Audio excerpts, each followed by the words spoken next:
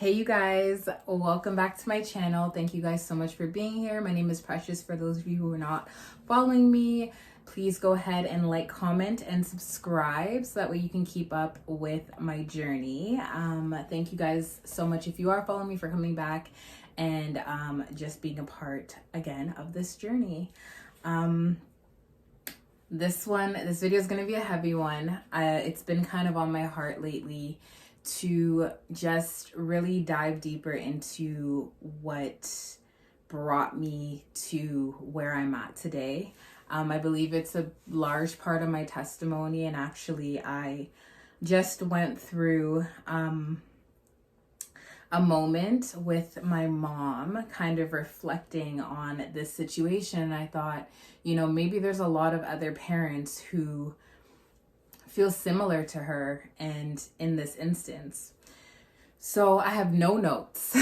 So I'm going purely off of my mind, and I really hope that, it's not too much for anybody who is tuning in, but jump right into things. So around the age of 8, I was sexually assaulted.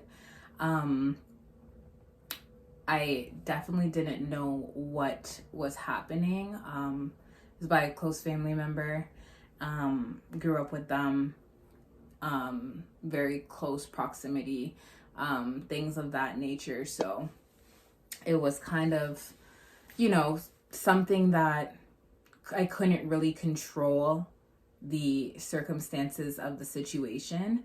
And again, I was very young. I didn't realize kind of the effects it had on me throughout life. I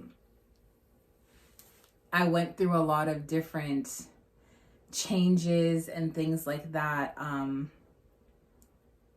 Very hypersexualized at a young age. I was, chasing this feeling that I had experienced very young. So it really kind of made me more sexual very early on. Caused me to look at my relationships like they were all that I really had mostly in life. Especially since there was other things that I was missing as like a child. Like, I don't know if you want to go back and watch other videos that I've kind of had, but even the one previously before this, I said, like, in my relationship at home, there wasn't really much communication. It's kind of like things just kind of moseyed over. So especially if it came to communication and stuff, like I didn't really feel like I could communicate with my family much. My mom was never really at home in my house for me to even talk to her. She was always working. She's a single parent. So a lot of my feelings and emotions I had to kind of harbor to myself. And that was definitely something that I learned from a young age. And growing up, it's been that same feeling. It's been trying to get my feelings out, trying to get my emotions out. And then that's why if I don't feel safe or comfortable, I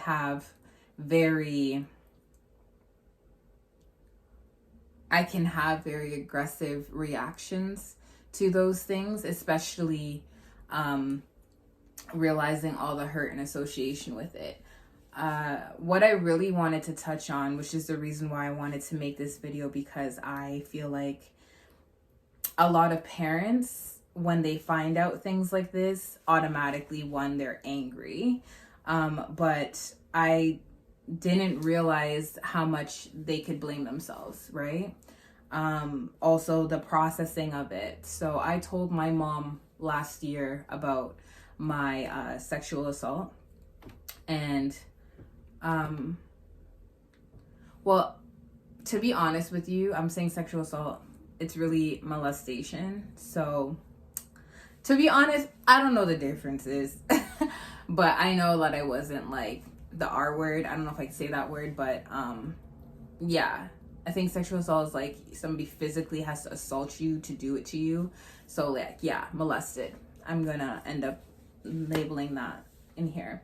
Anyways, point of the matter is I told my mom about it last year, and again, because there's not really this healthy form of communication, and I don't think I don't really want to tell other people's stories either, but I have to realize also too that because she had it convinced that it was somebody else, and her associations with that person weren't great, and she was still healing from her situation and all of that, and going through the normal things that she had to go through as a woman, a single mother, all of these different things. And I don't think we never really had a great form of communication, me and her. So when I even told her, it was kind of just skipped over. Is this, and then it just kind of was like, okay, we didn't even get to really have a conversation until this past weekend. She did come back to me, and she was kind of like, what happened? Like, I really feel guilty, that I didn't know, and like, I'm just figuring, like, when could this have happened? I was always protective over you, and da da da da, and why do you feel like, you said something to me like, you feel like I need to go to counseling. And I said, in all fairness, I feel like everybody needs to go to counseling for multiple things. But I had to really tell her that I don't blame her. And the reason why I mentioned counseling was not based off of me thinking that you were to blame for my molestation. It was something that was done to me. It wasn't done to you. And you weren't around, right? In that sense. So it's like, how could you sit there thinking that you're to blame for the situation? But I get it, like, but then at the same time,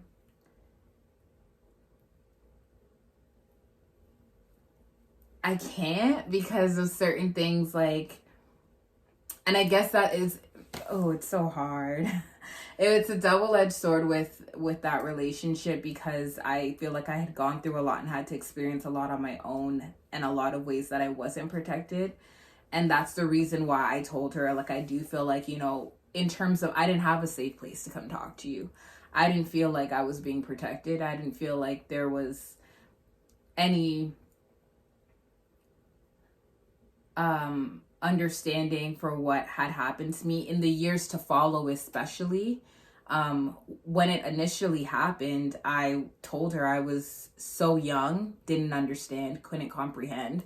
So I was just going through it. But in the years to follow, I feel like you could have paid more notice to me acting out, being hypersexual, being, people pleasing, why I'm taking up, relations as I am, and so forward about it, and wanting to have these just the behavior aspect of it, but there was never any questions, which is why I say the things about counseling and stuff like that. And it's not to bash or put anybody down, but I feel like all of us need to self-reflect, and I'm very good at that. I'm very good at calling myself out for the things that I do. I definitely sit there and I'll go back and I'll talk about myself and the things that I did wrong, and I'm very self-aware and stuff like that. In the moment, I understand, like, sometimes in the moment,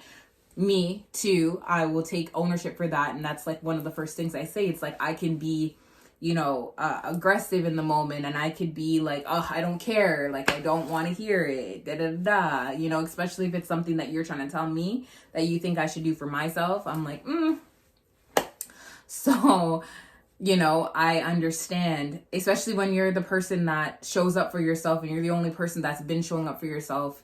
It's very hard for you to take outside criticism from somebody thinking that they know better for you. Especially if there's no help or no direction. It's just like, I think this about you. So I take it with a grain of salt. Anyways, moving forward, she was feeling like, how did I not see? How come this? When we really got to talk about it, and I did express to her, who it was in and stuff like that, she was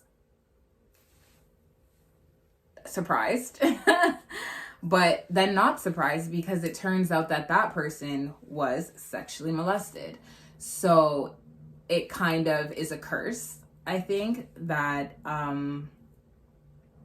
it's generational, I think. And so I don't really know much about that. I just know that going forward, in order to break certain things like this, is you have to be honest, you have to be open, you have to be willing to talk about things. I didn't start talking about my molestation until about like 2 years ago, 3 years ago, maybe that.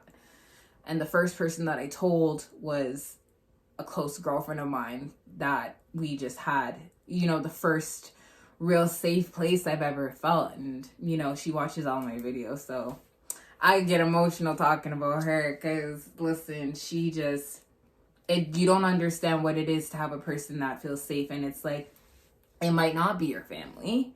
It might not be, your significant other. It might not be any of that, because I had boyfriends before that. I've had, whatever, but none of that felt safe. So, it's just a matter of really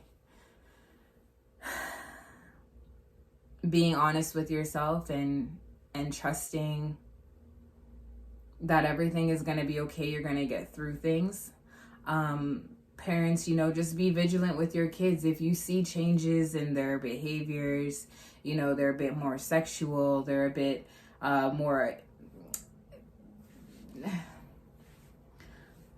sorry guys, I'm trying really hard to find the words and make sure it's not too graphic here or anything.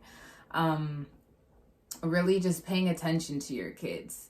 That's the thing. And that's the only thing I said to my mother. Like, that was the thing. It's like, I feel like if you were to have paid more attention, if you were to have had more care to understand me as not just a child, but as a person and a human being, I feel like it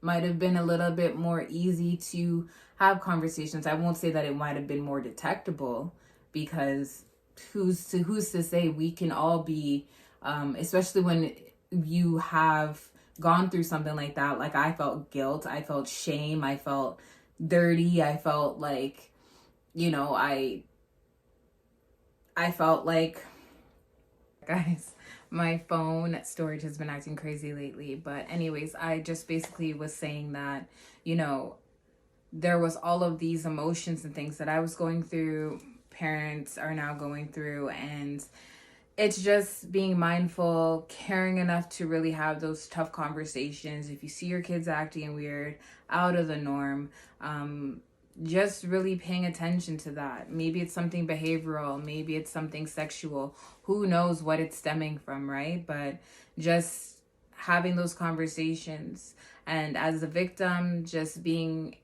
hopefully able to find your voice and talk about things so that you can create healing. Me doing this video is another form of healing, and I really hope that it touches somebody today. And just know that it's gonna be okay. And pray, create relationship, find somebody in your community that you can talk to. If there's not family, then there's definitely somebody out there for you. Hey, leave a comment for me and we can have a discussion. I hope that, I really hope that this helps somebody. If you guys, again, have any questions or comments, just leave them down for me below. And I will see you guys in my next video. Thanks. Okay, bye.